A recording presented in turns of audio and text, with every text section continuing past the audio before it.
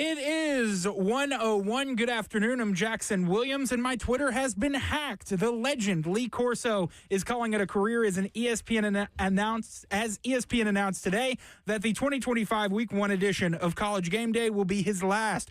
Corso has spent 38 seasons behind the update desk since its inception and will turn 90 years old later this year. The Nashville Preds ended their season on a high note last night with a 5-1 win over the Dallas Stars last night. Preds finished their season 44-8, and have the third best odds for the number one pick in this year's NHL entry draft. In other Preds news, longtime defenseman and captain Shea Weber has been named as the final member of the class of 2025 for the Tennessee Sports Hall of Fame. Weber played for the Preds from 2006 through 2016, making the All-Star game 4 times as a Pred and being named a first-team All-Star twice. For our foundation repair and waterproofing needs, you need to visit USSTN.com. Breaking news at once on your home for the Titans and Vols. This is 104.5 The Zone.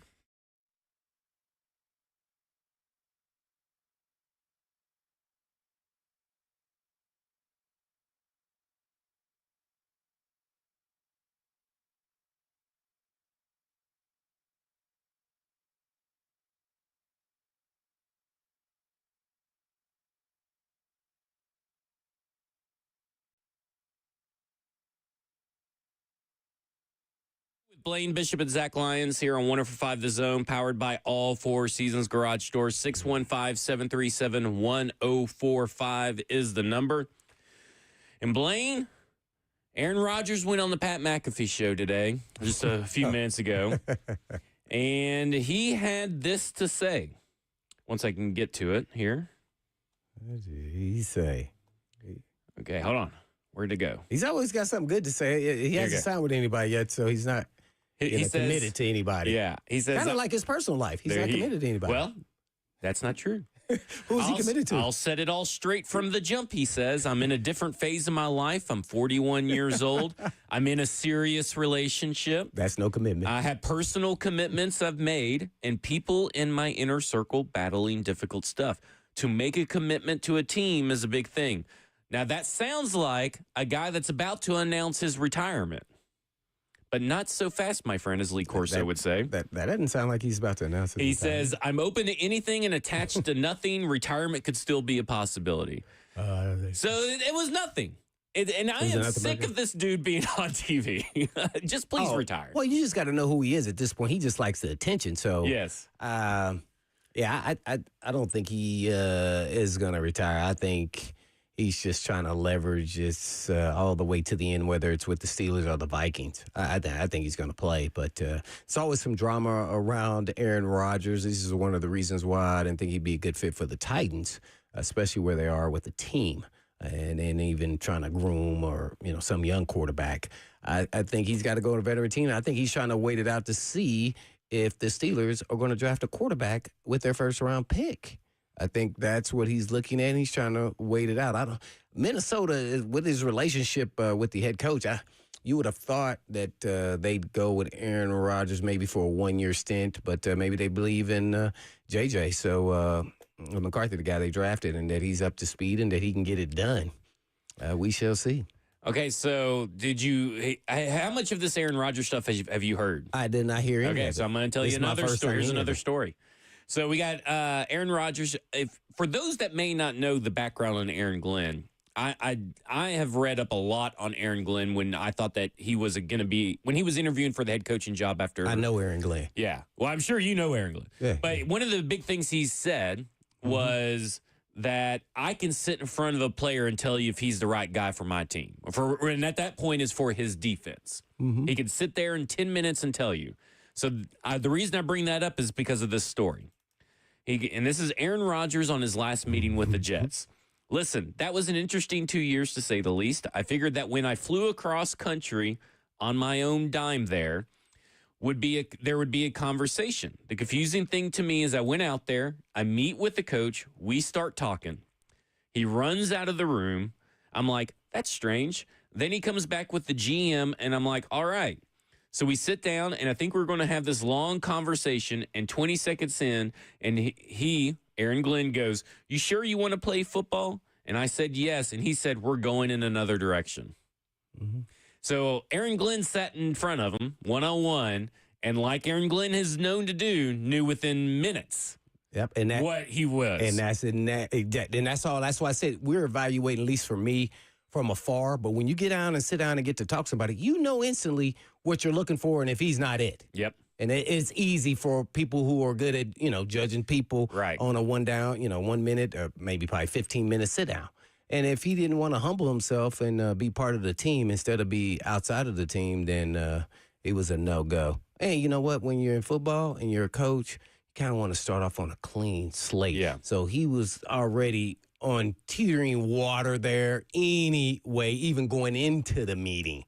I'm not surprised. Aaron Glenn is he still has that defensive mindset. We played together in some Pro Bowls, and he's doing exactly what I think he would, taking leadership of not only the team, I think even in the organization. Yeah. And I think there is no better guy to hand the reins to based on what you know him personally. I don't know him personally, but I've done deep dives into him and read all these in-depth articles from The Athletic, from the Detroit Free Press, like all these things. And I'm like, this dude is it. Like, I know that when Brian Callahan was hired, I understand everybody was really excited for an offensive head coach. Aaron Glenn was my number 2, really my 1B with Mike McDonald right there as well, the Ravens defensive coordinator that ended up taking the Seattle job. But, like, I loved everything about Aaron Glenn, and that was one of the things that always stood out to me was how he handles players. And he can handle even the most difficult players, and he'll go to bat for you. He went to bat for Gardner Johnson, Chauncey Gardner Johnson. The safety? Yeah, the safety, Gardner Johnson. Yeah. And when everybody else was like, well, this dude's a head case, he's a diva, he doesn't take anything seriously, Aaron Glenn knew within 10 minutes, no, this dude takes it seriously, you just don't like his attitude. Right, yeah, and some people want to build up this character about a player just because they don't like them. Well, in sports, it doesn't work like that. This guy's not a bad character, this guy's a good guy. Y'all just don't know how to interpret what he's talking about. Right. Yeah, so that's exactly it. I'm happy for Aaron Glenn. I wish him the best of luck. I would not bet anything against a guy like him. Right. And when you meet him, you be like, dang, how the heck did he play this long in the NFL? He is tiny. I know, and he's so good. I love how he decided to start from the bottom with the Jets organization, work his way up through scouting and then to coaching and all this stuff. Like, everything about that guy screams football. Did you know guy. why he started getting into coaching? Well, because he was sitting on his couch. Oh, the story goes he was sitting on his couch and bugging his wife about all the tape that he was watching, because he was watching tape while he was sitting on his butt. He said, why these guys are doing what they're doing and this is wrong. And she's like, why don't you go out there and do something about it? And so he made a phone call. I believe it was to Bill Parcells, right? Was he still with the Jets at that point? I mean, in a capacity or something. I feel in like a scouting or GM capacity. Who was it? It was somebody he had a relationship with, and he called and asked, where do I need to get my start? They said start with scouting, then work your way up, and that's what he did. He was making he was not above making copies for people. Like, he was at the first year glorified intern pretty much, and he grinded to get to where he's at, and that's what you want. Like, again, big Aaron Glenn fan, and that right there should tell you, if you were still wondering anything about Aaron Rodgers, to me, I'll take Aaron Glenn's advice over anybody else's about where Aaron Rodgers is at for certain young organizations. And I look at that AFC East. You got Mike McDaniel, Sean McDermott, Mike Vrabel, and Aaron Glenn now in that AFC East. That's going to be an interesting division for a couple of years to see how all that shakes loose. Yeah. Well, I'm going to say something that I will differ, even though I know Aaron Glenn, we're using that example. Everybody needs to get their own opinion first and foremost. You can't go based off of what someone else's opinion is until you sit down and determine what your opinion. Don't let that scar you. It's just like we went from a defensive coach to an offensive coach. Everybody's like, oh, we're going to go to an offensive coach probably next. Well, guess what? If the best person who interviews for the job and you feel the most comfortable is another defensive guy, then you got to go. You got to go with the guy where your heart is. So I would say, that just because it didn't work out there doesn't mean that Aaron Rodgers is a bad guy. You just got to know what you're getting in certain circumstances and how to handle it. And guess what? If you're desperate enough, if his talent is good enough, you will go there and take him. See, so that's why every I think the situation is Steelers different. have always been a good fit for Aaron Rodgers. Because Tomlin has that organization under control. So that's why I say there's always opportunities. It's just certain fits for certain players are better off. No different than scheme fit for players outside of their personality. So it's kind of somewhat similar in that manner. So, yeah, Aaron Rodgers, I still think has enough in the tank, as long as he's got some weapons around him. I think he could be a solid player, but you got to hold him close to the vest and always keep him in line and let him know who's in charge. You're no longer MVP, Aaron Rodgers. You're a good quality quarterback starter in the league, but we want to see glimpses of greatness when we need it. And because that's about all you can give us anyway at the elite level. I would look at it like this. When you're trying to establish your own culture and your own way of doing things. That's why I say every situation is his own situation. Like for us, for here at Tennessee, and for some of these newer teams with newer head coaches, you don't want that. But I could see why the Vikings would be tempted. Veteran team. And I could see, because Kevin O'Connell has a good relationship with Aaron Rodgers. They've known each other for over 17 years. But also, they've already established a culture under Kevin O'Connell, the way of doing things. Same with the Steelers. Obviously, a long-standing tradition at the Steelers at this point. So, those guys make sense to take on and take the risk of an Aaron Rodgers, take a chance, I guess I should say, on Aaron Rodgers. Whereas a team like the Jets, I think it was pretty obvious that, that was not going to work. That marriage was not going to work, and you don't want to have a forced marriage. And that should let you know that at least, I guess, maybe Woody Johnson and the Madden boys are taking a step back and letting Aaron Glenn and Malgi, I think is how you pronounce the GM's last name, is letting them kind of do the football stuff. I don't know. You never know. The ownerships, may look at the EA Sports ratings. Madden boys may be at it. Maybe they'll go to Fortnite next and watch all their players live stream, like potential draft prospects live stream. And if they score really high in Fortnite, then they'll draft them. That's how they'll do it. Hand-eye coordination. There you go. It's like the S2 test, right?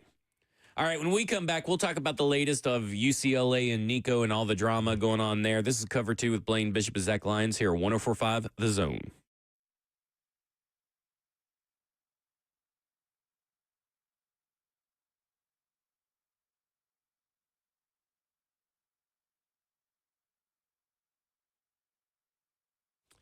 Hey, folks, I've been talking about Tennessee Orthopedic Alliance for years because they're the leading experts in sports medicine and performance and the team physician for the NFL, college, and high school athletics across Tennessee.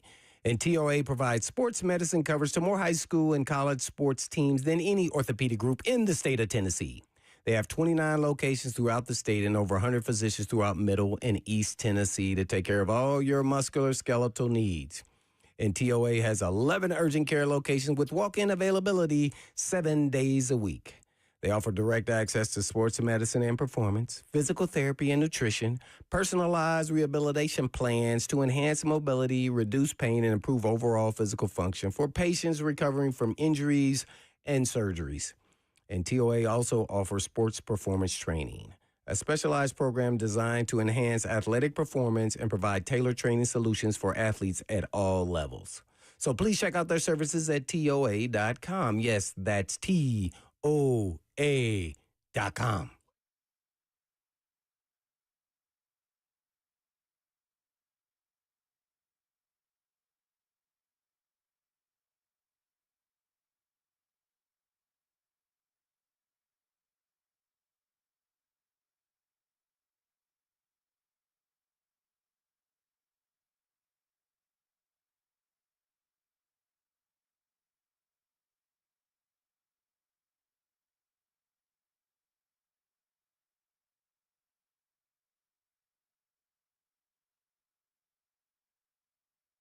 We love being part of the moments that matter, which is why we're announcing employee pricing for everyone.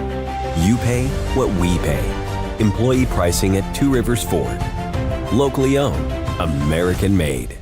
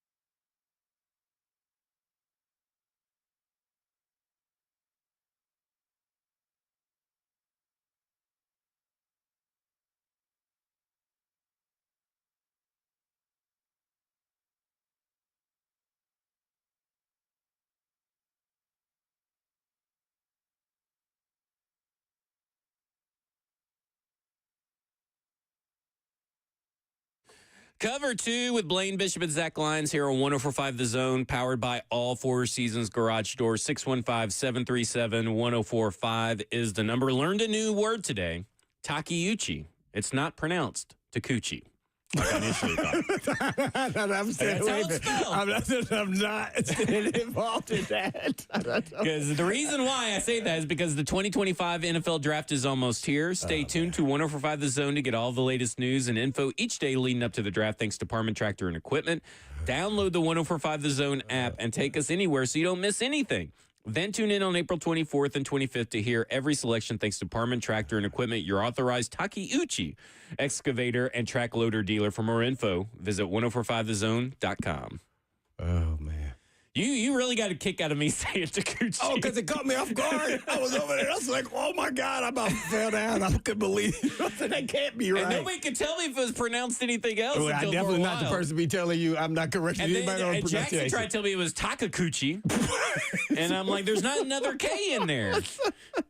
I was like, what is going on? I had to phone a friend. Shout out Lucas. Did you call Lucas? I did call Lucas. Lucas has helped us out there, so we appreciate Lucas. Man, you guys are hilarious. All right, as the world turns with Nico, the drama. Iamaleava. Nico Iamaleava. Oh, man. Yesterday, it was reported by Colin Cowherd that he was going to be going to UCLA. The deal was almost done. It's about the offensive scheme, not the money and all this stuff. And, I'm just like, my God, can he please just sign somewhere? I'm so over it. He's like my new Aaron Rodgers. I'm so over the drama already. I mean, obviously, he's probably going to be going to UCLA. And I've heard from a few of the experts across, like Yahoo Sports or ESPN and everything, say this is actually a good thing for Nico because he is going to what should be a more pro-style offense over in UCLA. Of course, that's something that we've talked about on here. Yeah, and that's what TJ Husmanzada on LeVar Arrington's show said as well. And the NFL is more friendly, towards these kinds of schemes, and they are more friendly to, University of Tennessee Volunteers. I mean, everybody thought Hendon Hooker was going to go in the first, and then he fell. Milton, he did get drafted, but it was way late, and we know Jalen Hyatt, Cedric Tillman, third-round picks, like all this kind of stuff. So I know that we know for a fact the NFL does not really favor the University of Tennessee system because of how they line up at the line of scrimmage and everything, and this should be better. What Curtis Rourke in Indiana did is a more, easy scheme for NFL evaluators to look at. What you got, Jackson?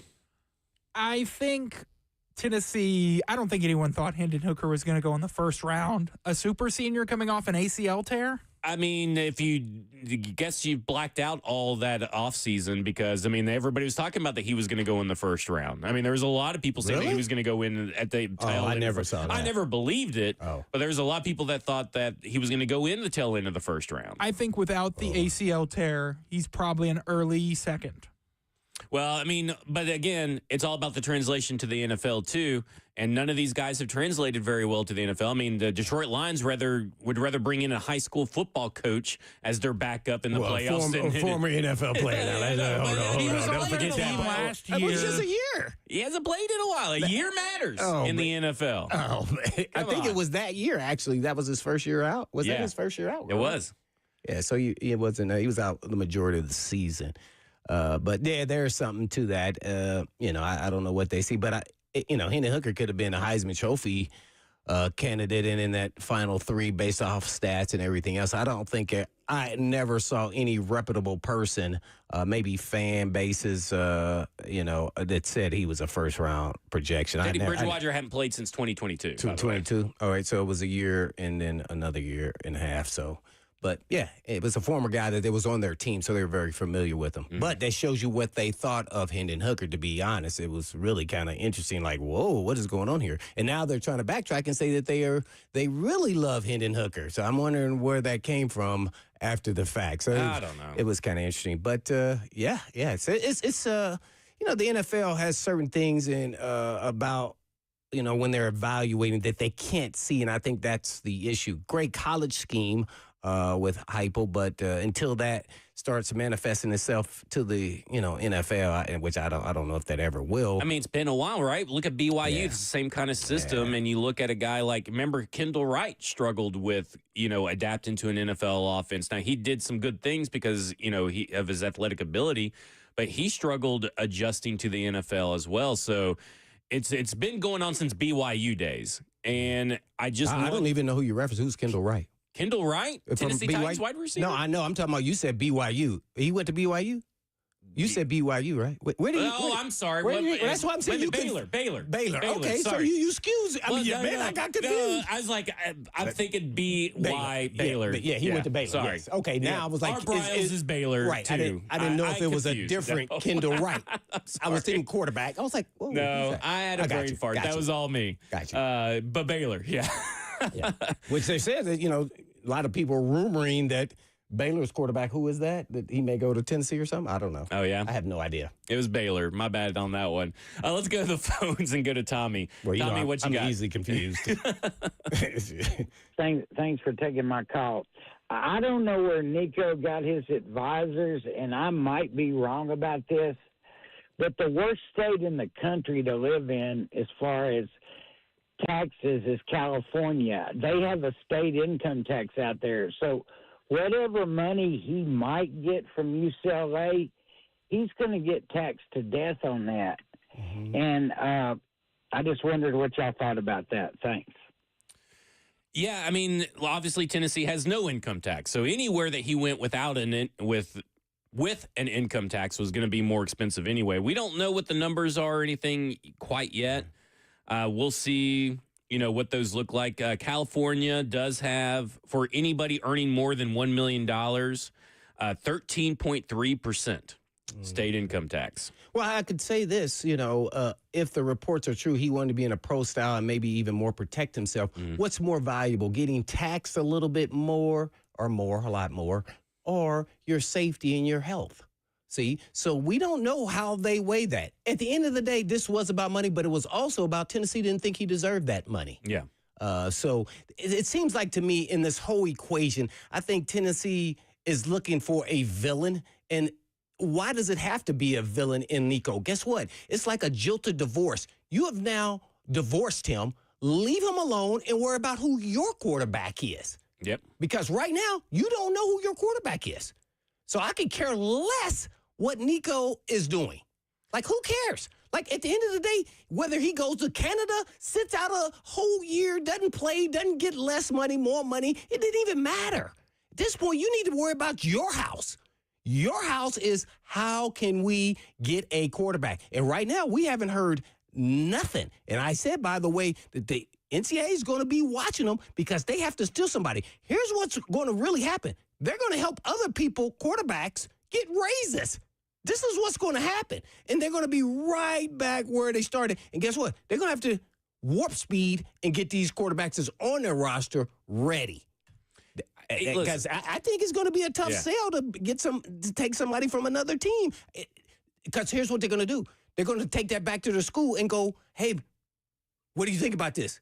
They're going to give them a $500,000 right. We aren't going to give you $3 million, but we'll give you $2 million. Okay, well, thanks. Give me $1 million raise. Thank you. I think I'll stay with my teammates who I know, and I'll be more productive in this offense. And also think about it this way. There's also just not college money to be made here. There's NFL money to be made. Ooh. And if you think if I will say this, when Nico signed with Tennessee, all we heard about was he was the next great college quarterback and all this kind of stuff, right? And he didn't live up to expectations last year. I think we can all admit that. But the talent is still there.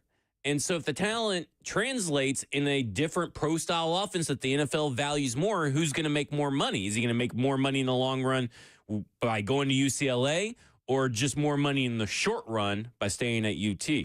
That is the way you got to look at it, because this is a business now. Mm-hmm. This is not a emotional, my colors, run true with orange blood and all this kind of stuff. Yeah. That's not it. I want Tennessee to do well. So that's what I'm like worried about. If I'm a Tennessee fan, I'm sitting here saying, forget Nico, he's gone. Who cares? I don't care what he does. I want to know who our quarterback is. If he goes to Canada, do you think it'd be Nico Iamaleava?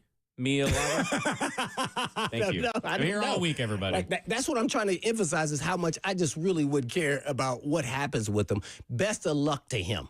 Yeah. That's kind of where I would be. And I know they're just looking for a villain. They feel jilted because he left them. But at the end of the day, he might have did you a service here because now you get to bring in another different quarterback or a quarterback, that's already there and get him ready to rock and roll. He never lived up to the billing. Mm-hmm. I'm just sorry. Whether you hyped him up too much, he just never lived up to it for whatever reason.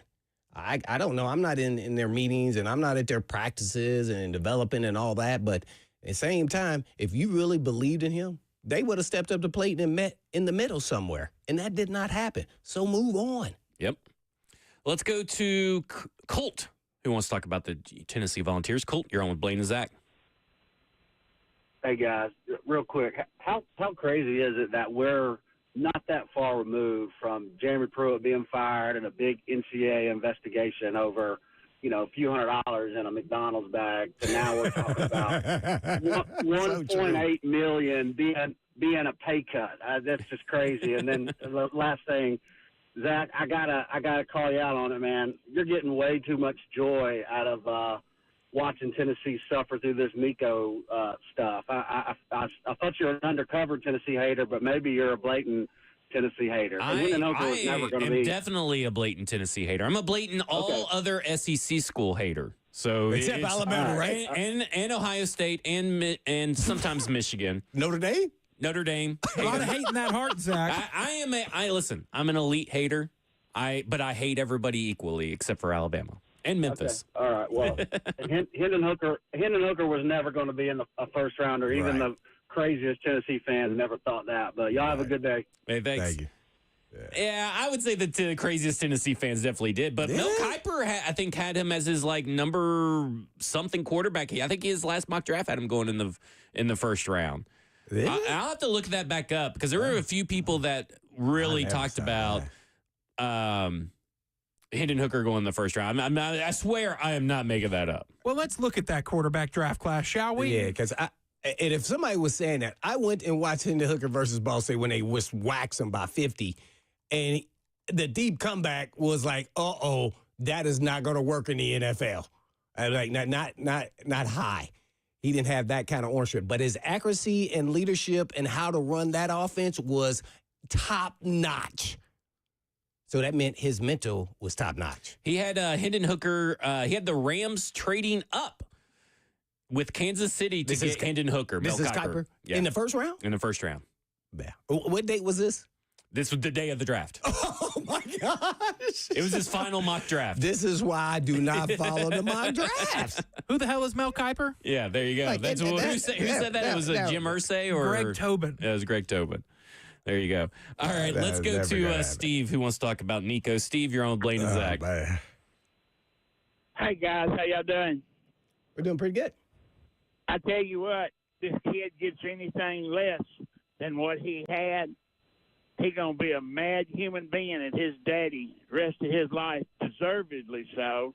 And he needs to grow up and get a pair and realize you got 19-year-old kids that get their butt blowed off with no help. So if he wants to turn it down, more power to him. He wants to take it, more power to him. But I never thought much of him anyway. But, it just this greed factor is going to eat the college and the high school levels to the ground. Thanks, guys. Good point. Yeah. There you go. I do think that I feel like Nico's family needs to get a real credentialed agent because apparently everybody that's given Nico advice and working with his side, none of them are credentialed or recognized as agents. And I think that would probably be best for everybody involved to Is that how the majority of these guys are? I have really no clue, but I think after this, I would be heavily thinking about it myself. So that's just that's just my personal business advice would be. I don't know how it is across NIL era and all that kind of stuff. I would assume some already have agents, I would think. I mean, I would if I was an athlete, wouldn't you, if you were an athlete? Yeah. Especially with NIL? Especially a high-profile athlete like that. So, yeah. For sure. Let's go to Greg, who wants to talk about Tennessee Volunteers. Greg, you're on with Blaine and Zach. Hey, guys. Thanks for taking my call. Thank you. The Nico deal, my problem isn't that he left. My problem is the way he left. Would not talk to anybody. Coaches called him, would not answer the phone. Mm-hmm. Josh Heupel, as you saw his first press conference after the weekend, or during the weekend after the orange and white game, you know, he was done, couldn't reach him. And as a man, my daddy taught me a little bit better than that. If his daddy's that way, then I feel sorry for him. But the thing, he'll pay $255,000 in state income tax. And then if he lives in L.A. County, they've got an ungodly rate there. I forgot what it was. And he'll qualify for that rate. It's like 50% or something. I don't know. It's crazy. But thing about it is, you know, you tell a coach, and his dad talked to Coach Heupel, wanting him to change the offense.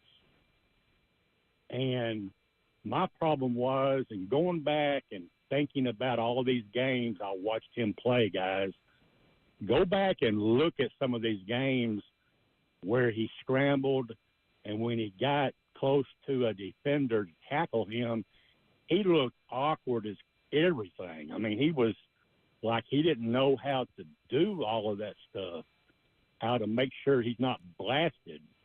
A couple of hits that he made was on his own.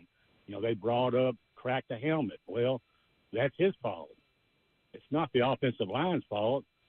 You know, he's running the ball, and the way he's approaching a defender, he was in the wrong position. I don't know. It just kind of going back and thinking about all this stuff after I've heard what's come out kind of made me think a little harder about what I saw. And he came in ranked as a 5-star. That's not on Tennessee. That's on everybody else who called him a 5-star. I don't think he was a 5-star. Mm-hmm. He just didn't look that good to me for the whole year. He won some games, got us to the playoffs, but not only him, defense, interceptions, touchdown returns, this, that, and the other. It was the whole team. But he was part of it that got us to the playoffs. I don't think he's the cause of that, just to be honest with you, thinking back. But, you know, I wish him all the luck. I saw a thing out today. You know, UCLA got him, and he's already made the comment about in the college playoffs. Well, I don't think they'll make it. But anyway, he said the NIL will be in that, or I won't play. I'll sit out if they make it to the playoffs. So that's an already deal he's put up to UCLA after he's gotten there. But anyway, I'm looking for the future. Josh Heupel, one of the best quarterback developers out there, and he was going to develop Nico into a great quarterback by the time he was ready to go to the NFL. So I wish him all the luck. Our Volunteers will come back strong, guys.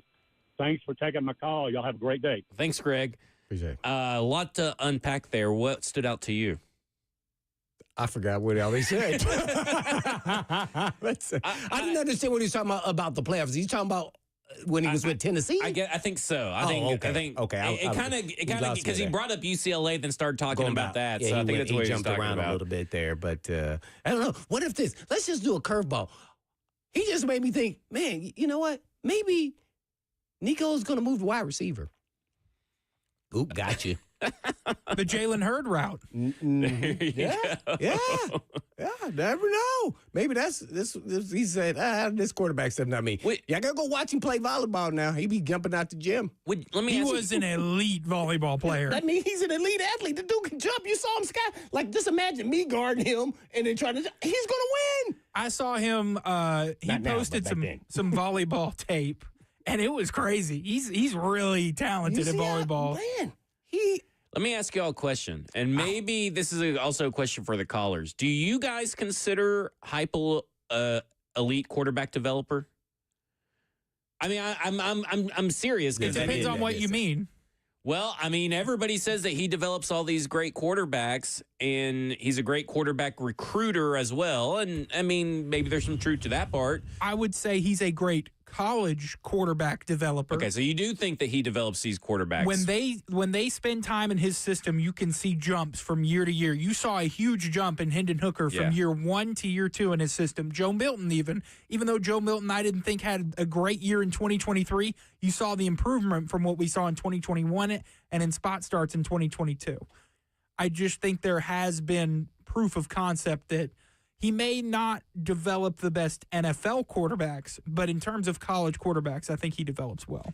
Let me ask you a question, Blaine. Off that, what do you think matters to be a quarterback developer? Someone that you can get ready for the NFL properly, or someone that you just get to win games in your system? Like, is there a fine line between the two? Well, I think that decision there is up to the actual players when you're recruiting them. Gotcha. So that's the question you want to ask: are you developing? How many guys have you developed to go play in the league?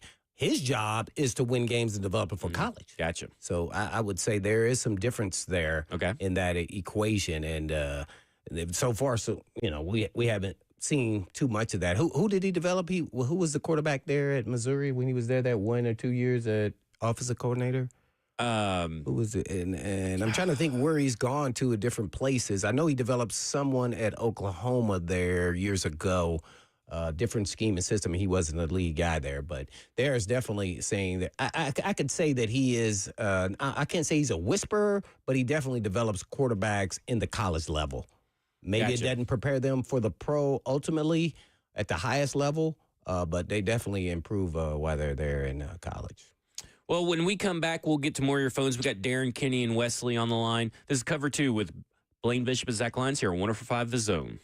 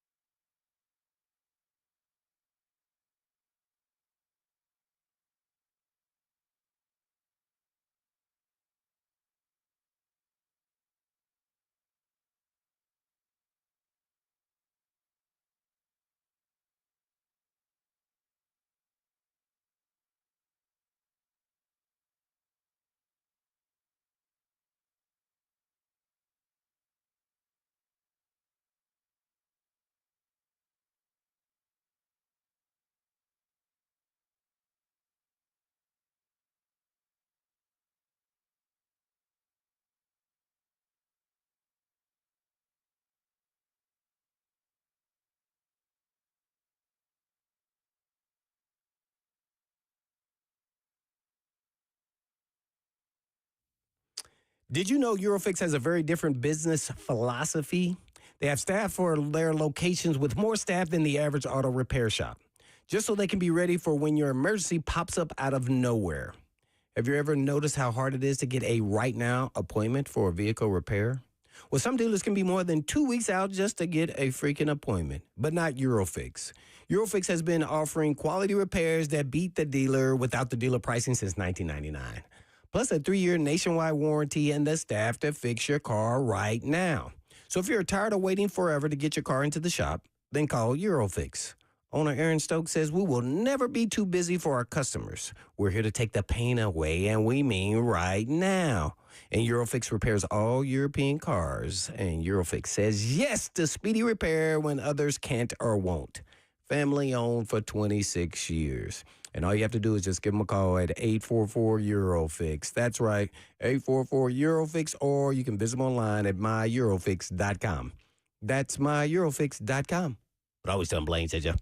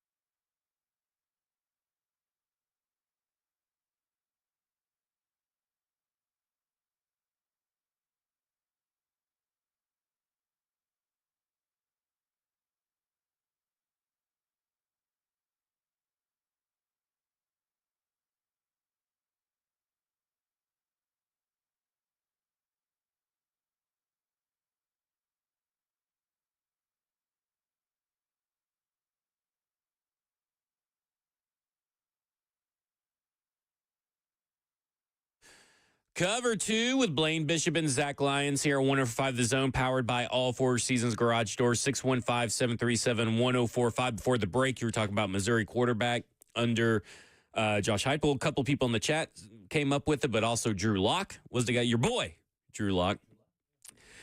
Sam Bradford, Landry Jones, Blake Bell / Trevor Knight out of Oklahoma. And then you got Mackenzie Milton and Dylan Gabriel over the time at UCF. And then, of course, Hooker, Milton, and Nico. So would you say that is a good sign? Oh, yeah. Good list of the it quarterback is exactly development. what Jackson and I both said. I think you would concur with that. Yeah. I mean, he is a developer for college. In his scheme and system, they do well. Yeah. So it's his job. His job is not to That's get the you. reason he got hired, right? His job is not to make you the best pro prospect. Know, hopefully they can see in between what he's doing and that it'll work out for you. All right, we're going to go to the phones. Let's go to Darren, who's been waiting patiently. Darren, you're on with Blaine and Zach. Hey guys, thank you for taking my call. I really have enjoyed listening to you guys break down these prospects. I think you're doing the best of all the three shows. Blaine's X's and O's knowledge and Zach's knowledge of where these prospects are graded and their pros and cons, which is what I call it. So I watched the Gruden's quarterback camp on Will Howard last night on YouTube, and it made me wonder. First of all, I don't really know where he's graded and there's pros and cons, but I did watch this, and I watched all the Ohio State playoff games. I'm wondering why his name's not really getting thrown out a lot. If you guys could just take a second and maybe break him down just from what you guys know for just a couple seconds, I would really appreciate that. I think a team's really going to get a good pick later in the draft with this guy. I think he's a winner. He's a proven winner, but just from watching that video and him throw and his classroom knowledge, he seems like a pretty solid bet. But I'll hang up and listen, guys. Thank you. Thanks. Yeah, I think some team's going to find themselves a good player to have on your team as quarterback depth. And he's currently graded around a 4th-round pick, according to Dane Brugler. Ooh, I think about 3rd, yeah. Yeah, I think 3rd. I think because there is the quarterback draft. So I feel like when you see a projection, you almost have to bump it up around to see where he's really going to go. So I'm kind of a 3rd-round guy on Will Howard.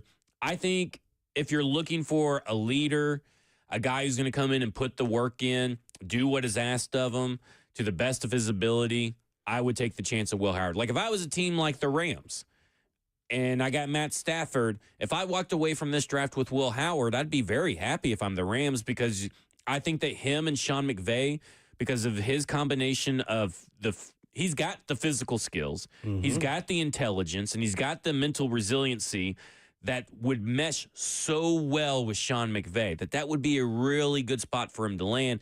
I think that there's just his tape is littered with a lot of questionable decision-making and really kind of his placement may not be consistent enough right now, but that is something that you can work with. And I think McVay would be a great spot. I think the Rams would be jumping over the moon for themselves if they were able to get Will Howard in this draft.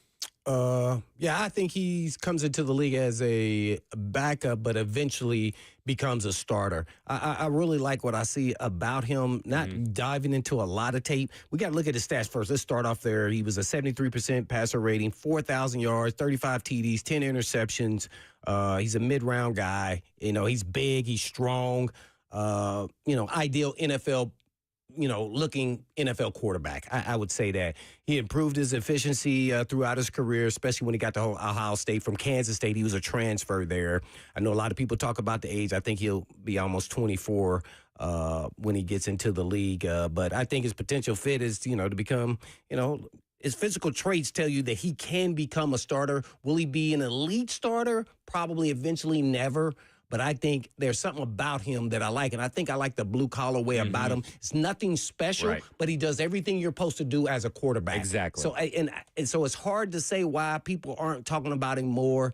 He did. I know he has all the weapons around him and all the Ohio State guys, but he was doing somewhat the same things at Kansas State. So, hey, man, if you're a team that doesn't need a quarterback, but you draft him because he's available and he's the highest graded guy, and you think 2 years down the road you need a quarterback, I think that's perfect for him, and he could be a productive starter. That's why I just love the fit with the Rams. I just can't get around it. And here's some other stuff just for you guys to know.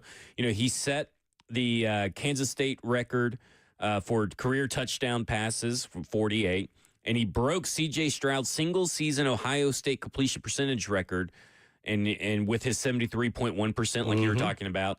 Here's something that Emeka Egbuka said. He gets along with everybody. He's definitely up the team chemistry in the locker room, and that's why I would take a shot on Will Howard. Let's say this, if Will Levis had turned into something in this season and you felt like you could go in this season with Will Levis as your starter, and the Titans had drafting Will Howard in this draft with the 4th round pick, I would still think that'd be a great move for even the Titans because of who this guy is. He's a plus addition for any team that doesn't need a quarterback right away, is how I would view it. Well, what would you say about, not necessarily, but they're going to have a run game for sure because it's Pete Carroll, the Raiders in like the mid-round, let's say 4th round. Got Geno Smith. You got to cut him for a couple of years. Why not? Yes. Yeah, see, that's what I'm talking about. Even Tampa Bay, Baker Mayfield, how long will he be there? Exactly. Or as the starter. And going to places where I think that, like Pete Carroll, you still have a fair shot to win. Remember, they paid all that money to Matt Flynn, and Russell Wilson came in and took that job when he was with Seattle. And, again, Tampa Bay, they got 2 years left on Baker's contract, like you said. Matt Stafford, I believe, is just, like a year to 2 years left on his contract. So, like, all these places with those kinds of situations like you're talking about, Stafford, Geno, Baker Mayfield, I'm sure there's probably a few more that we're probably not always want to go somewhere where there's a quarterback whisperer that's proven in this league. But it just now hit me when I was thinking, like, who does he remind me of? Because I told you that's what they do. Poor man's Kirk Cousins. Yeah. Ooh. That's what I'm thinking right now. Because nobody was thinking, Kirk Cousins is going to become some great starting quarterback in this league. And then he became a really good quarterback for a long period of time. I would have never predicted that either, coming out of Michigan State, going 4th. I think it was 4th round to the Redskins, with RG3 being the 1st round pick in that draft class. And he was the, I think, 4th round pick or somewhere around there. I think it was 5th. 5th round. So he ended up being a great player in this league, man. So I want to see that out of him. I think that's who should have done this? Who's that? Instead of trading for Joe Milton, the Cowboys should have drafted Will Howard. Well, you like that, don't you? And that's not anti-Tennessee bias. That's absolutely just Tennessee. I'm just thinking that would have been a better use. That would have been a better use, because I'm thinking that I'm looking at Dak Prescott, and I'm thinking Dak Prescott was drafted in the 4th round. Will Howard reminds me a lot of Dak Prescott in a way. And I'm thinking, man, that would have been a seamless transition for this team. And it has nothing to do with Joe Milton. I like Joe Milton. I mean, he's at least fun to watch, and he got the Tennessee Titans the number 1 overall pick, so I greatly appreciate Joe Milton's services. But I was just thinking, that just kind of hit me, like, wouldn't it have been better to... But you have already set it up that you're a Tennessee hater, so that's what... I know, that's all anybody's getting. I will say this. Will Howard ranked number 2. I don't know who ranked number 1, but ranked number 2 in the FBS in 2024 with 8 completions of 50 yards or more. Wow, well, you got all those weapons now. Hey, listen. Got all, CD, he could have thrown a CD Lamb. All right, when we come back, we'll get to more of your phones. Thank you, Kenny and Wesley, for waiting patiently. We'll also get to J-New as well. This is Cover 2 with Blaine Bishop and Zach Lyons here on 104.5 The Zone.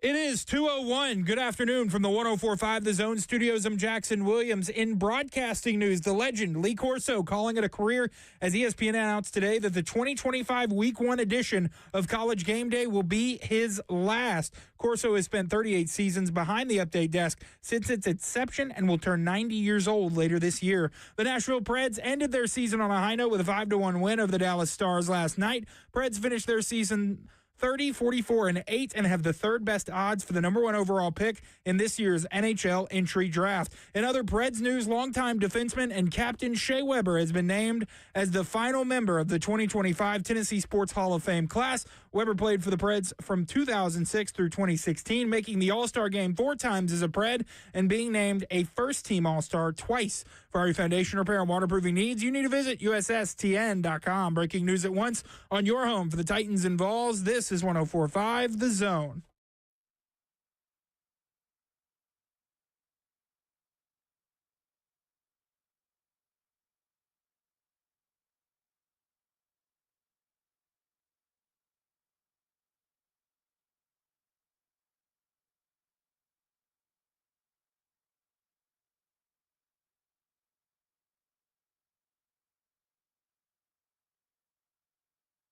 Cover 2 with Blaine Bishop and Zach Lyons here on 104.5 The Zone, powered by All Four Seasons Garage Store, 615-737-1045. You want to get in on the conversation, we're going straight to the phones. We're going to go to Kenny first, who wants to talk about Nico. Kenny, you're on with Blaine and Zach.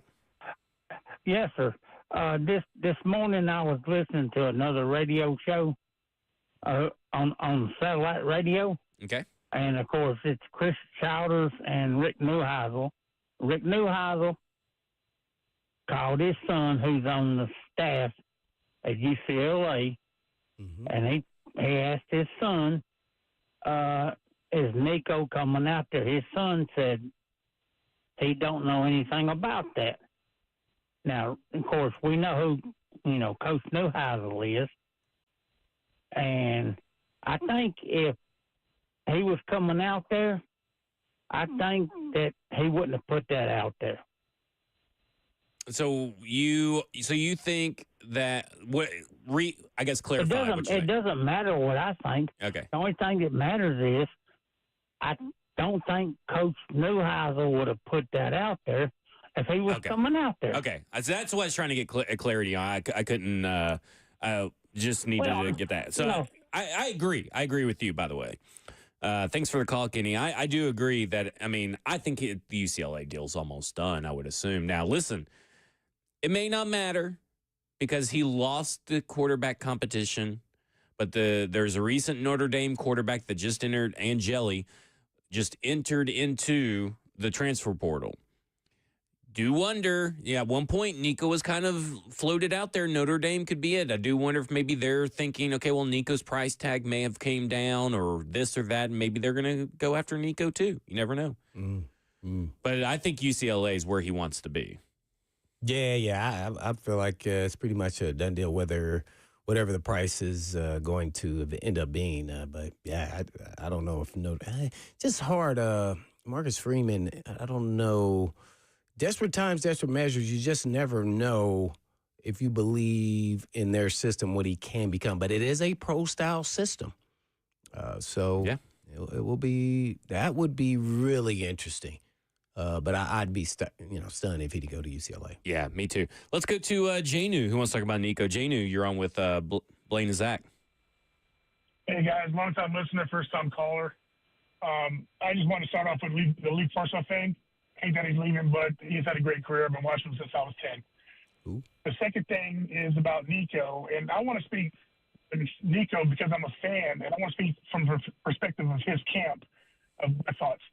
What if there was negotiations already happening that we don't know about? What if Nico came to Tennessee with the promise that they were going to put bigger weapons around him, more protection, and the first 2 years he was going to take his lumps? Going into this season, those were not being met to what his camp was thinking would help Nico more. And for him to stay, he asked, hey, if I'm going to stay here under this type of in a situation, then pay me $4 million. That would be, because his guarantee that if he gets hurt, then, he has that to lean on. because they haven't made the great moves in order to put those weapons around to make that offense go crazy. And those are just my thoughts. Maybe it's when Nico decided to call their bluff and left, Tennessee has that $4 million that he asked for as a way to spin it to say this kid's just looking for money. And most Tennessee fans are looking at it that way. Anyway, I'll hang up and listen. Thanks. I always think the truth is always somewhere in the middle. Always in the middle. Of course it is. Because I feel like there's just so much. If you hear everything straight from Nico's side, it's not about the money. Right. It's about this. It's everything but the money. If you hear it from the Tennessee side, it's only about the money. Can't be our offensive scheme. It can't be this. It's only the money. And so really, I think Brett Coleman put out a tweet that kind of like resonate with Brett Coleman. He covers the NFL draft and all this kind of stuff. He put out a tweet that it essentially said that basically there were promises made, promises weren't kept, and that's what prompted the $4 million asking price. And that's, I think, something that Janu was kind of trying to get to. And for me, I'm just like, yeah, I could see that. Like that to me, out of all the takes about this whole situation, that to me seemed pretty much spot on. Like that made the most sense because it's, again, that kind of tells you both sides of the story in one way. Mm-hmm. Yeah, it's hard to disagree with that, but not knowing any of the facts or any other side, I would say it's right down the middle. I'm sure they were talking about pro-style offense, getting some, better linemen, receivers, and everything else, maybe tweak the offense, and maybe none of that came to fruition. Everybody on both sides were really hoping that those things will all happen. And eventually, somebody got upset, whether it was Nico's camp, and then Tennessee responded, and Hypo said, well, you missed practice, then you're out. So that pretty much ended everything in the relationship, and they felt like at that time it wasn't worth it. Now, to me, if I was a coach, as I said this before, to me, that was the wrong time to make that decision. You could have said he was sick. You could have done anything to protect your quarterback because you were also stuck in a bad situation here in that you waited so long and thought you could play it all out that he would just stay. And now all of a sudden, now you're searching for a quarterback. And that is not where I would want to be sitting after spring ball if I'm a head coach. That no way, no how. I'm not doing, especially, a playoff contending type team. So I would have done everything in my power to make sure that didn't happen.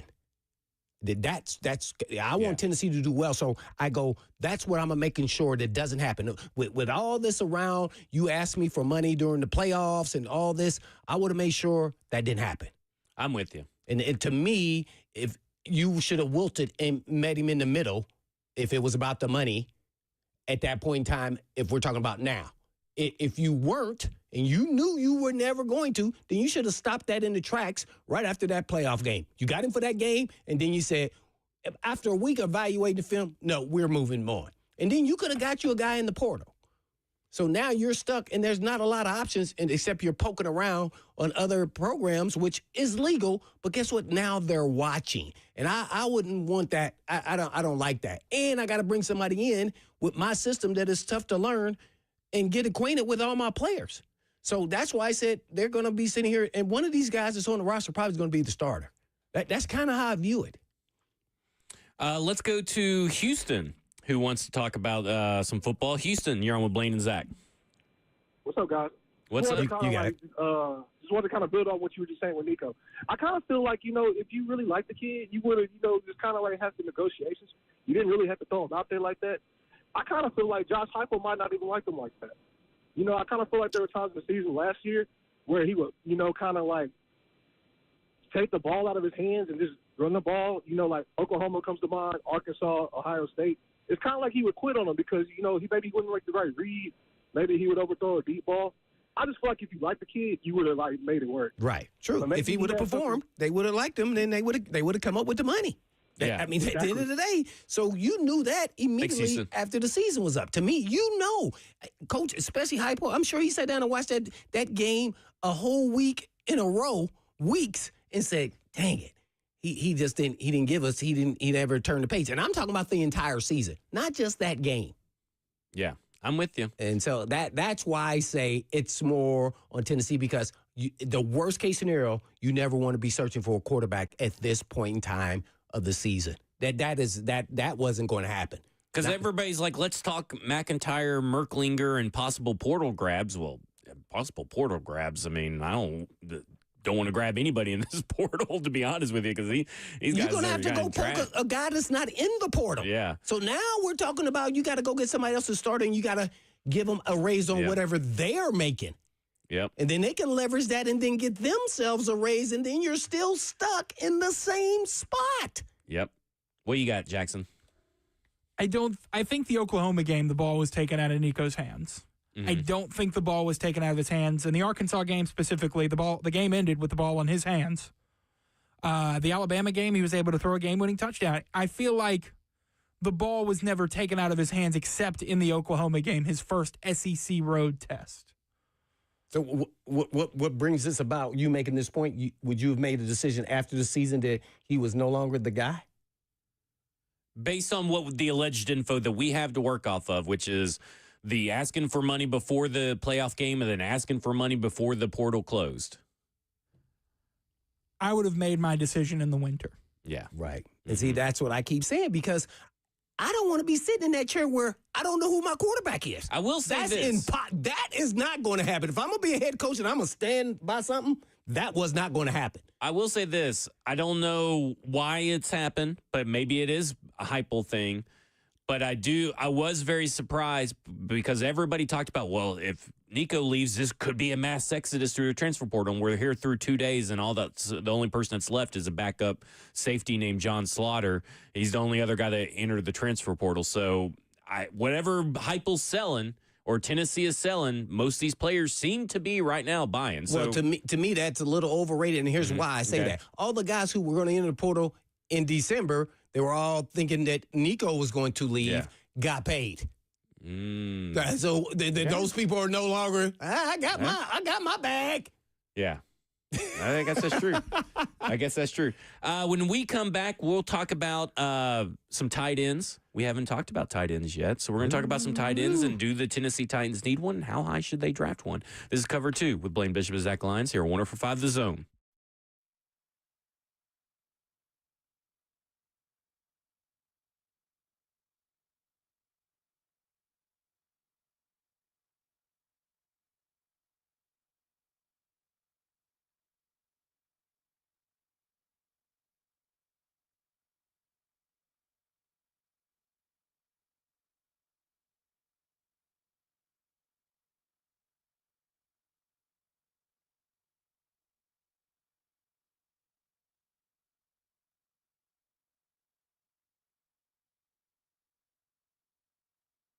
Mm-hmm. Struggling with joint pain, suffering from a recent injury, looking to recover faster after surgery? Well, at Edge, we've got you covered. From powerful peptide stacks like BPC 157 to TB 500 to PRP treatments to stem cell therapy and high film muscle stimulation, Edge Peptide is your go-to solution for faster healing and recovery. And as an athlete myself, I know how frustrating pain and injuries can be. That's why now is the perfect time to take control of your wellness and finally address those nagging issues. Whether it's golf, tennis, or any activity you love, don't let pain hold you back any longer. Edge specializes in regenerative treatments designed to reduce inflammation, promote tissue repair, and improve mobility, helping your body heal naturally while avoiding surgery whenever possible. And right now, we're offering a free $250 consultation with your initial treatment. And all you have to do is just go to edgepeptide.com. Yes, that's edgepeptide.com. Or you can give them a call today at 615, of course, 724-1878. That's 724-1878.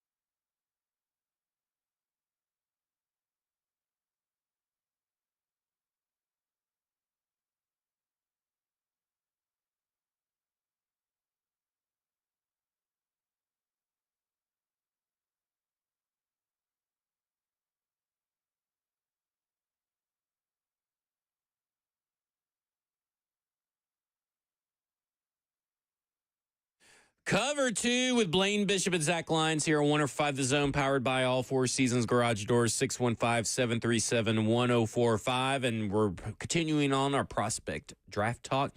And we get talking about tight ends. And I think tight ends is a difficult conversation, I think, to have because it's an unsexy position by most accounts. We're talking about a team that largely runs 11 personnel, so you only really need one really good tight end, but you really need a guy that can do both in today's NFL, that you can trust to be out there to block, that you can trust to go out there and run routes and be able to catch a ball and move the chains. And it feels like the Tennessee Titans have kind of, I don't know if devalue is the right word in your mind, Blaine, but it seems like they didn't do anything in free agency. They've brought in just 130 visit in Terrence Ferguson from Oregon. They had a virtual meeting with Thomas Fadone, tight end out of Nebraska. Carter Runyon, a tight end out of Towson, they had a pro day meeting with, and they had a formal combine meeting with Tyler Warren. You put a lot of stock in these visits. Well, the reason why I say that is because in past years, most of the time, none of those guys got even drafted. Yeah, well, by the actual team. Yeah, sometimes you only get like 2 or 3 of these guys off your list, and we don't know how these We never know how these are going to fall or anything. I think last year the Chiefs got 2.5, I think 2 or 3 of their 30s. Wait, hold on. How did you get 2.5? I didn't mean to say 2.5. I was going to 2.5. Sorry, someone today asked when I put out my 30 visits today. We got a list of 28. And someone asked, what's the over-under? They draft someone, and 2.5 pops in my mind. I got you. Is the over-unders where I'd set the over-under at. Okay. But, I think they got 2 or 3 of their guys. And some of these guys they didn't draft. They signed an undrafted free agency, like Carson Steele was a UDFA that they ended up signing. State. UCLA. He went to Ball State for 3 years, I did not know that. Look at that. I like Carson Steele. I call him Thor. You call him Thor? I like it. Yeah.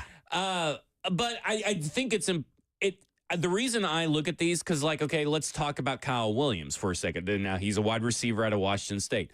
He had 930 visits.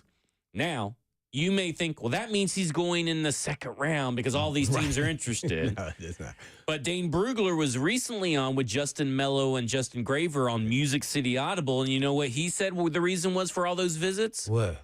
Checking in on a hamstring injury that nobody has talked about until Dane Brugler brought that up. What, did he not do his workout? He did his workouts, but I think he must have maybe either injured it in college football or injured it during a combine or pro day workout, maybe. Did he work at the combine? He did. So maybe there's some issue, but they were all checking up on a hamstring issue. So it wasn't necessarily because everybody's going crazy and he's moving up the draft board.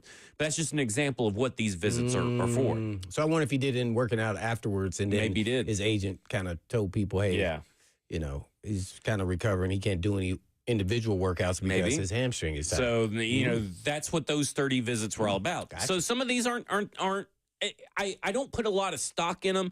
I keep up with them more so of positional interest. Is more of my thing. Okay. And sure, they'll draft, like we said, some players from this list. But I know Femi Olidejo, right? They brought him in for a 30. And he is a guy that's pretty much a 3rd or 4th round draft pick, edge rusher, pretty much. And I know that there is some concerning stuff in his background because he's part of a religious group that has had some bad press, I guess I should say. And that they're one of those groups that kind of take advantage of, they're an offshoot of a group that's taken advantage of college students. And so I know that that was brought about by Bob McGinn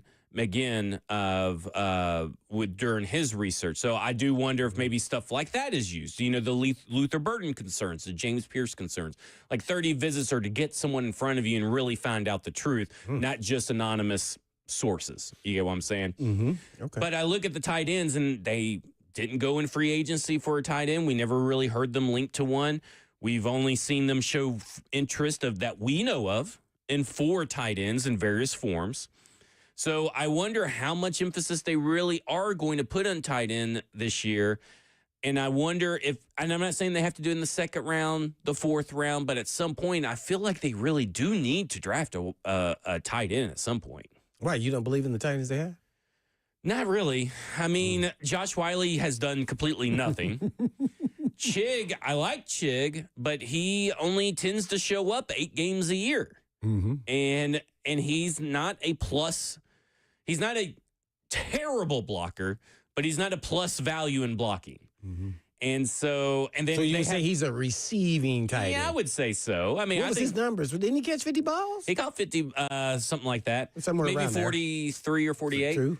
But like, I would say that's not enough over the course of a season for a tight end. One in a pass, what should be a passing offense. Okay.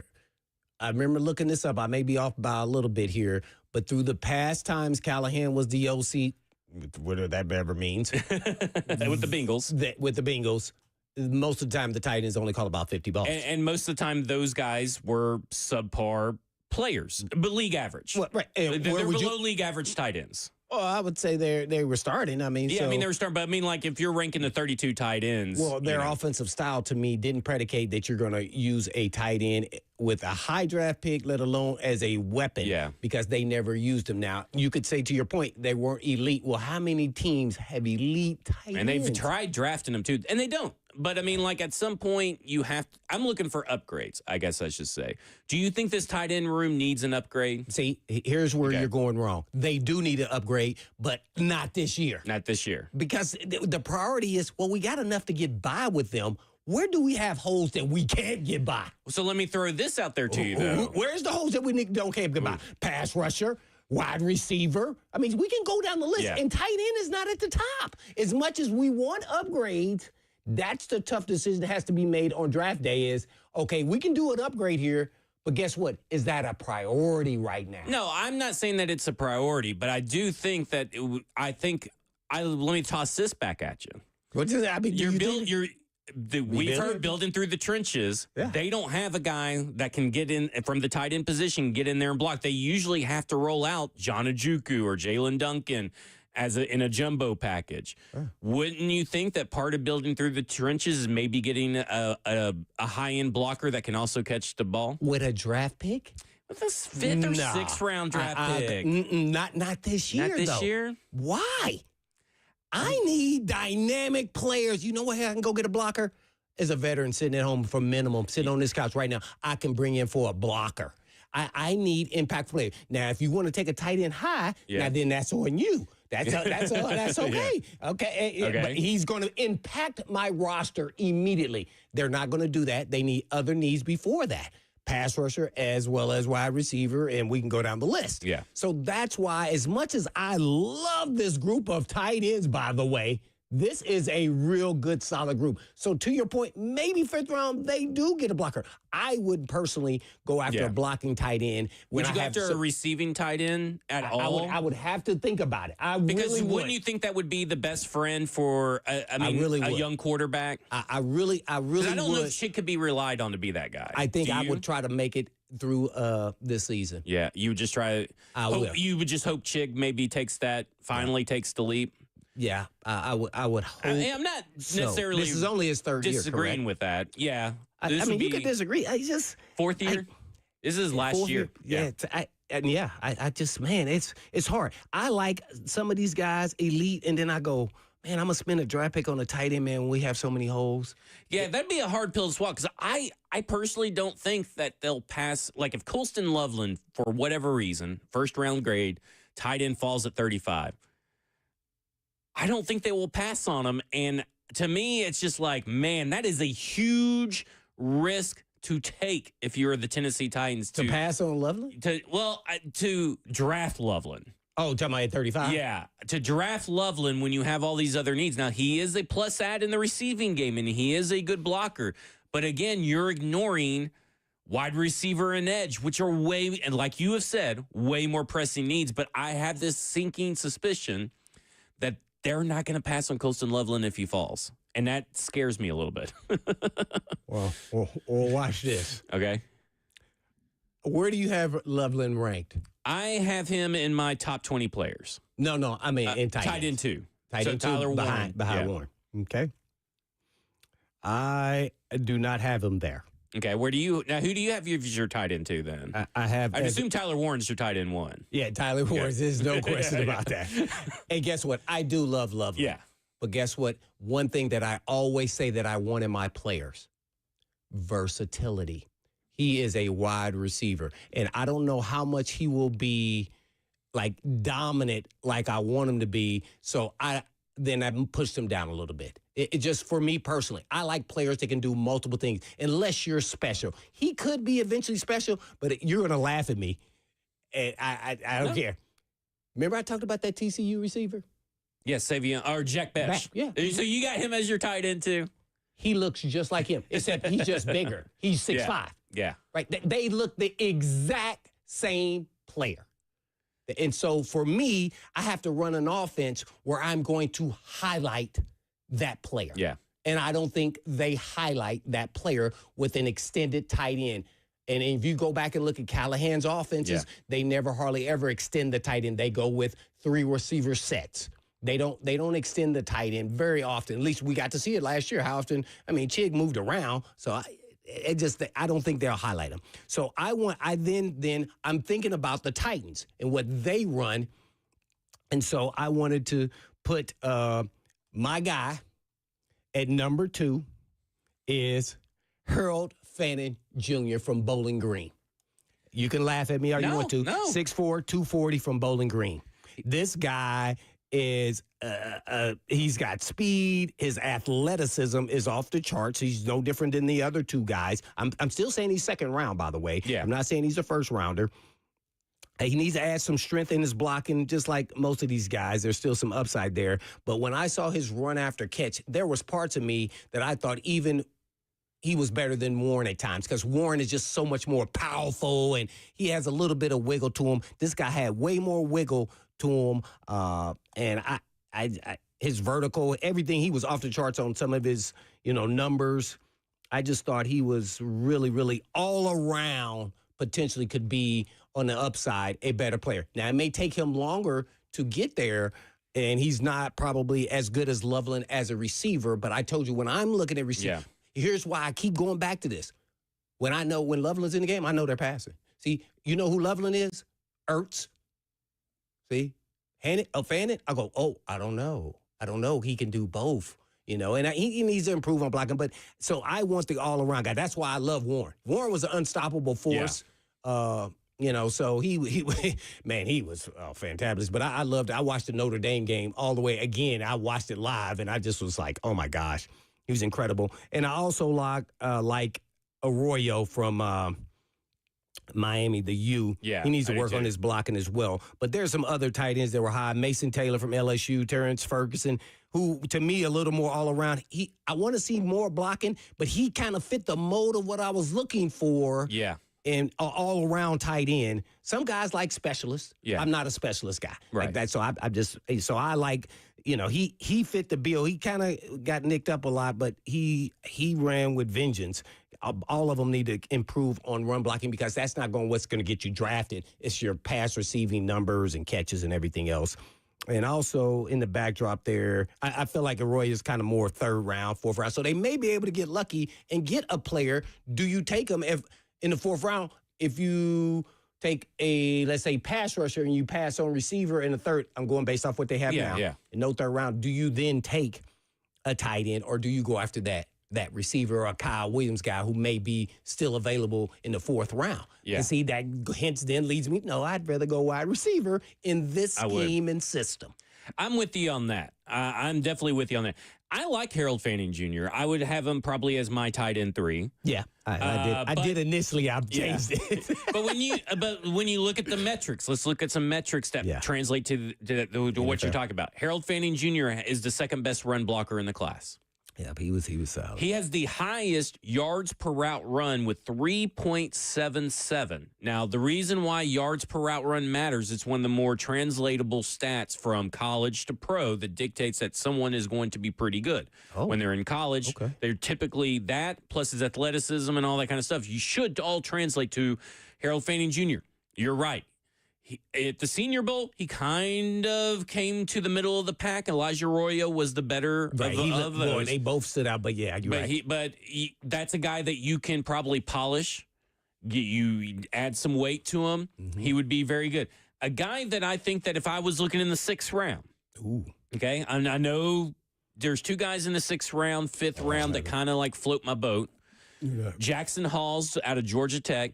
He's a big boy who never really got to be in a passing game because of that kind of offense down there. But he is a guy. He came from Yale.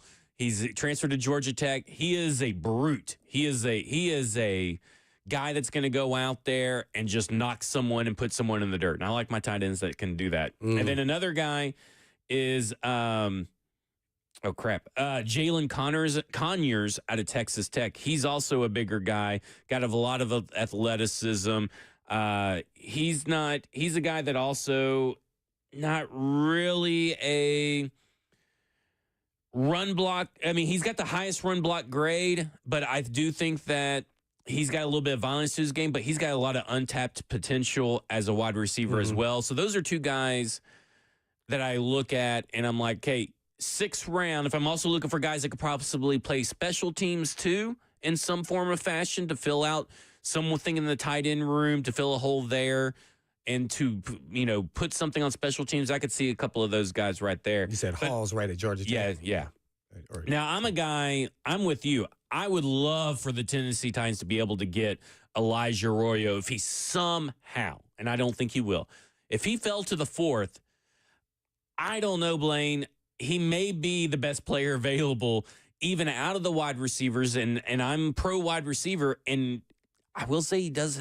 I know it's overrated and all this kind of stuff, but he has familiarity with Cam Ward, so that doesn't hurt anything that he knows Cam Ward, and he's a guy that I think is a better version of Chick at this point. So, I mean, he would put on he looked like a wide receiver out there. He was separating so much at the Senior Bowl. He was a guy that had one of the best weeks out all the player positions. And so if he was there in the 4th, it'd be really hard for me to pass up on Elijah Arroyo. What about your guy from Syracuse? I like Arondo Gadsden still. That tight end, yeah. Yeah, he's the 4th best run blocker in the league.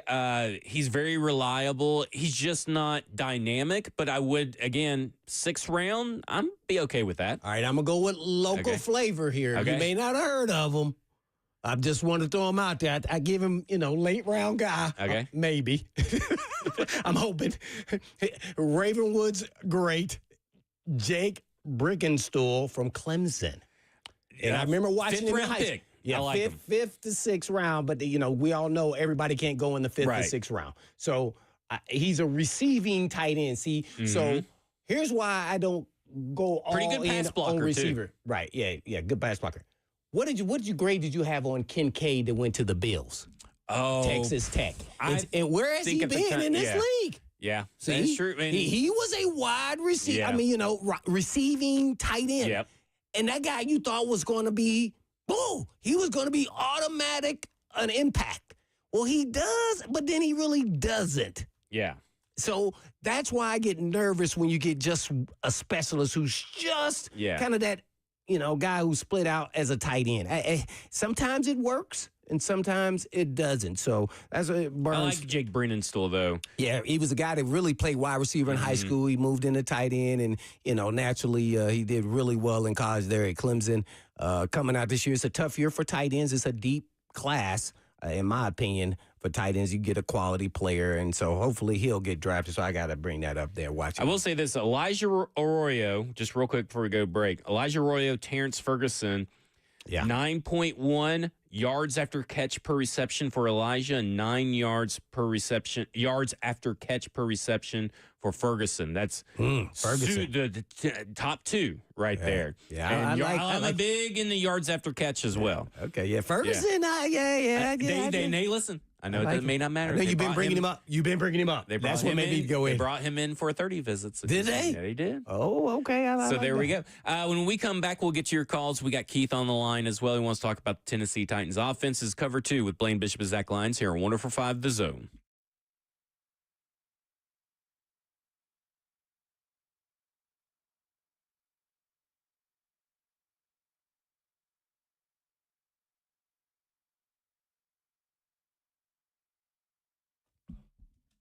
Ever wonder how I keep my mojo? Well, hey, it's Blaine Bishop here, and if you're looking for the best tacos in town, you gotta check out Mojo's Tacos. They've got 3 amazing locations, including my favorite spot in Nolensville. And Mojo's Tacos is where the magic happens. Whether you're craving their mouth-watering carne asada, their delicious fish tacos, or their famous street corn, they've got it all. And don't forget to try their house-made salsa, and it packs a punch. Wow. And each location has great vibe, perfect for the family night or catching up with your buds, your friends. Plus, their friendly staff will make you feel right at home. So head on over to Mojo's Tacos and taste the difference. Trust me, you won't be disappointed. Mojo's Tacos, 3 locations and 1 unforgettable experience.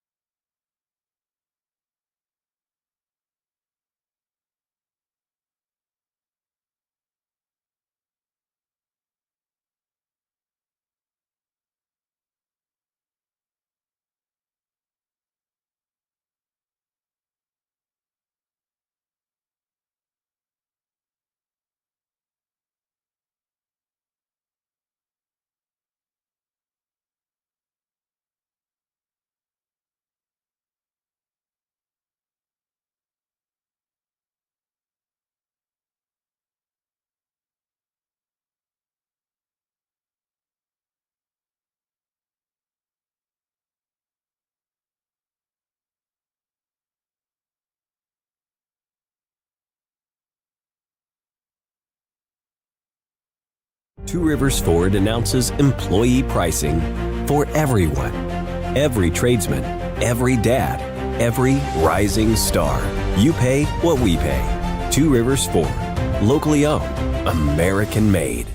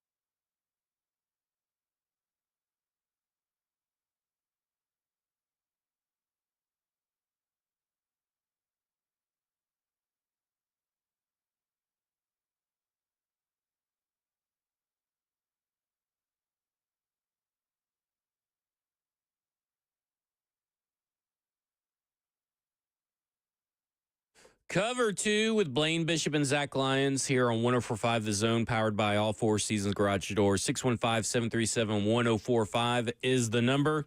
Last call for phone calls, and we're going to Keith. Keith, you're on Blaine and Zach. Hey, guys. How you doing this afternoon? Doing good. How are you? What's going on, Keith? I'm good, man. You guys talking about tight ends made me think back to, the Oilers and Titans history. And, I've been following the team since the 70s.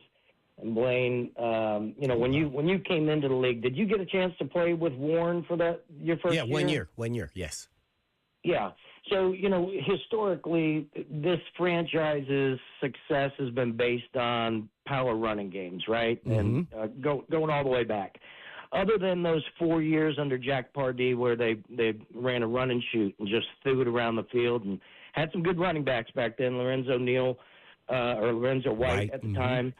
And I know we don't have the talent on the team from a receiver standpoint, but if you draft a guy like Cam Ward who can sling it, could you ever see a 3-wide or 4-wide offense being successful similar to what the Oilers ran back then?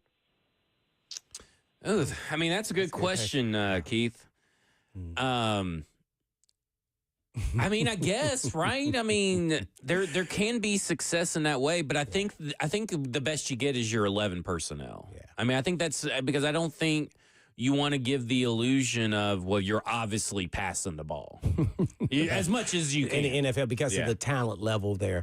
I really believe every team must have some phase of 4 wides that you're using to a certain extent. But I think you have to be able to run the football, as he was mentioning, but you also have to have a tight end. I learned that my rookie year, and Buddy Ryan said, you can move the ball from the 20s to the 20s with a pass-happy offense. But when you get inside the red zone, it's going to be hard to score touchdowns unless you can run the football and you have a tight end on the roster. At that time, we didn't even have a tight end, I think, on the roster. I think there was actually impactful. And then that's when we got Frank, and then the next year we kind of went in a different direction. So, you got to have a tight end on the field to a certain extent and be able to run the football when you need to in today's NFL. But I think every offense has to have some element. It'll be interesting.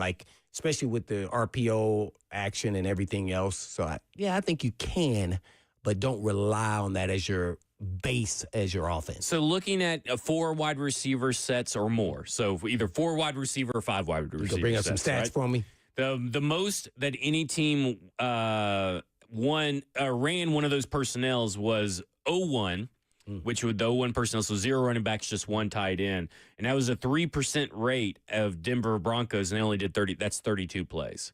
So it's just not very prevalent in today's NFL. I'm not saying that it couldn't work. Right. But in today's NFL, I'm just not sure that is the way that teams are trending towards. I think they like to be able to at least run out of 11 personnel as much as they want to pass out of personnel, or at least give that illusion. Yeah. If you have the personnel, when I say personnel, I'm not talking about just the weapons. I'm talking about if you have 2 elite tackles, because they are going to come after you once, you try to throw the ball around the yard all the time.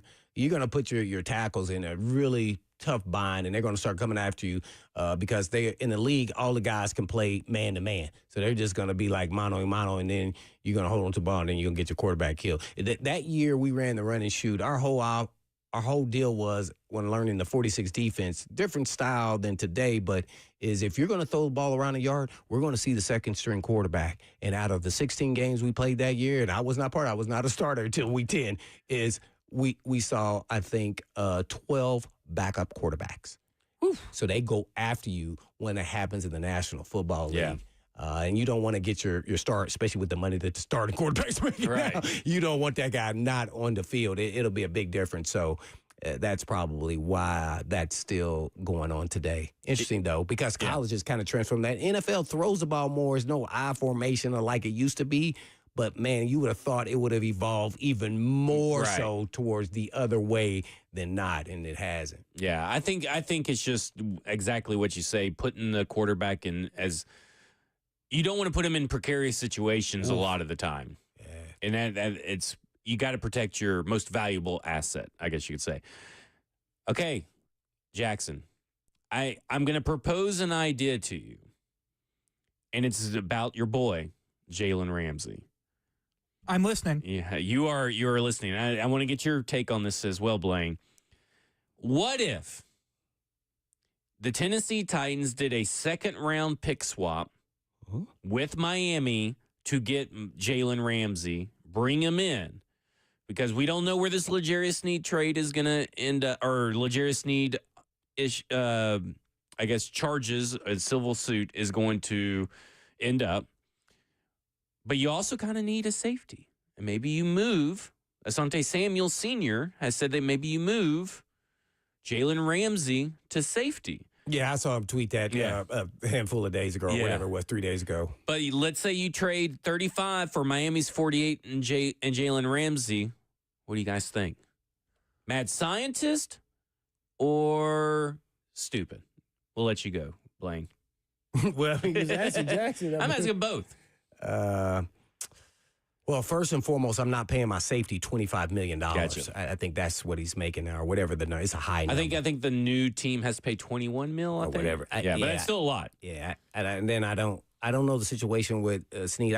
I'm more concerned about the knee. I don't think there's a history in the National Football League where somebody has a civil suit and they were like suspended. Best, especially with the background of this guy not having a lot on him with proof. So I don't know about suspending and all that.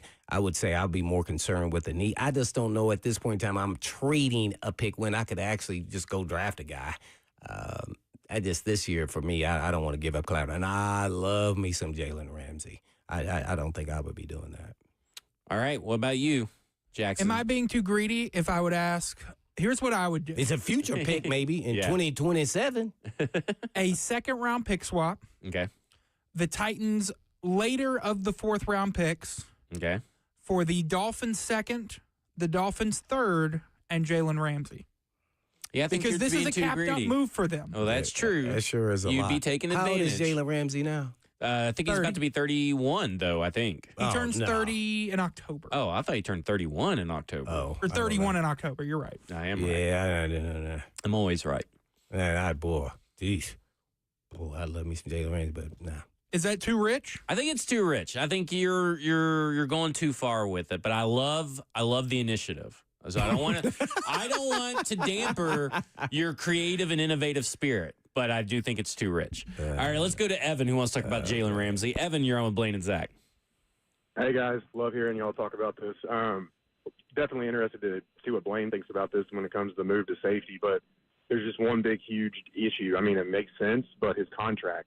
First off, he's under contract through 2028, and then he's making $21+ million in cash every single year. Antoine Winfield Jr., in terms of AAV, is the highest paid at like $20.75 million a year. Mm-hmm. So you're automatically paying Jalen Ramsey as the top safety based off an AAV average for a guy who hasn't really shown that he can produce at that position. I know he has the traits, but the contract would just be a huge thing, and plus he has all those bonuses due week one over the next couple of years, so I would think he would want to rework the contract as well. So I really think that would pose a big issue in terms of moving him to safety or just acquiring him in general. I'm curious to get y'all's thoughts.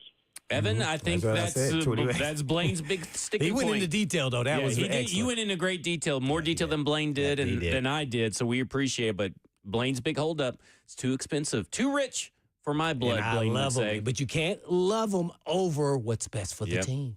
There you go. That will do it for us. 3HL's up next has been covered too with Blaine Bishop and Zach Lyons here on 104.5 The Zone. And in the meantime. And in between time. Peace.